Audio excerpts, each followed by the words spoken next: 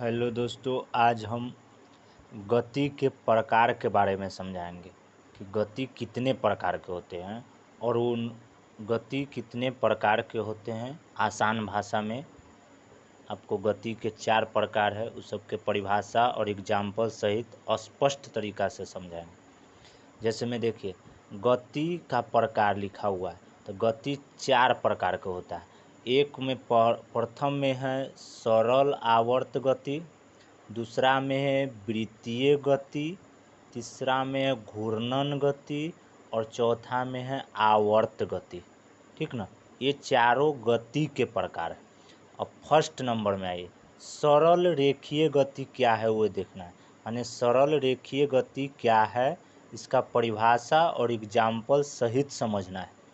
जैसे में परिभाषा में देखिए, वस्तु सरल रेखा के अनुदिश गति करती है तो सरल रेखीय गति कहा जाता है।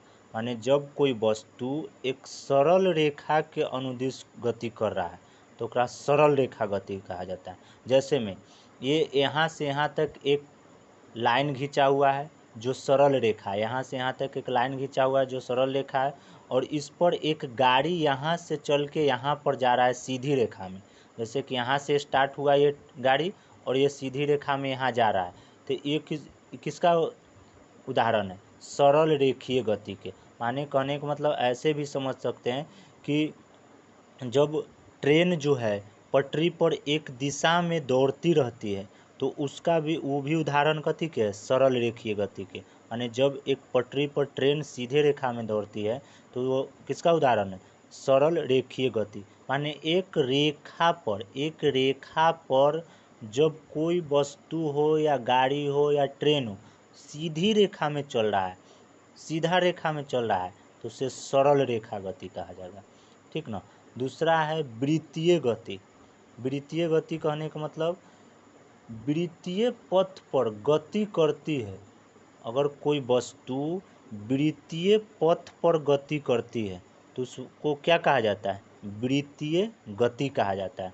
जैसे में देखिए फिगर में दिखाई दे रहा है कि एक वृत्त है और वृत्त के बीच में एक सूर्य है और उसके चारों बगल पृथ्वी शुक्र बृहस्पति क्या है?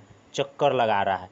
तो ये वृत्त के सूर्य के चारों ओर एक वृत्त के आकार के चक्कर गोल गोल घूम रहा है, तो क्या हो गया?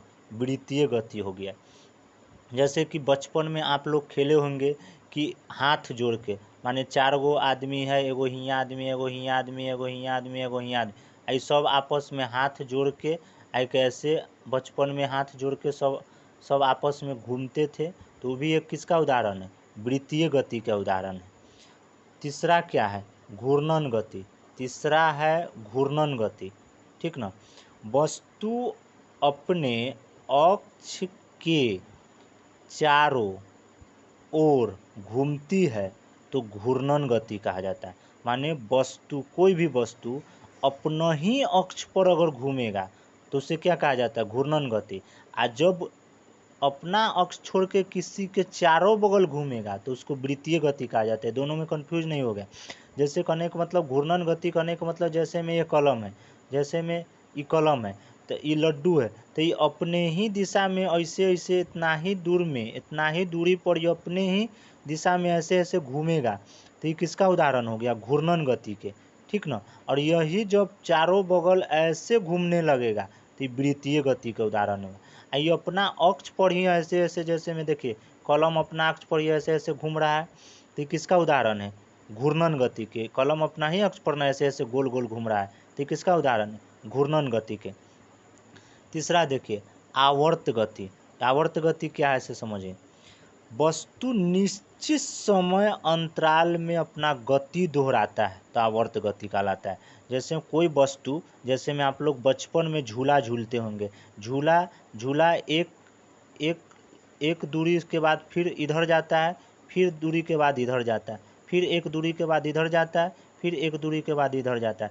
तो एक समय अंतराल में एक ही दूरी को बार बार दोहराते रहता है। एक बेर ऐसे जाता है, एक बेर ऐसे जाता है, तो एक बेर ऐसे आता है, एक बेर ऐसे जाता है, तो एक बेर ऐसे।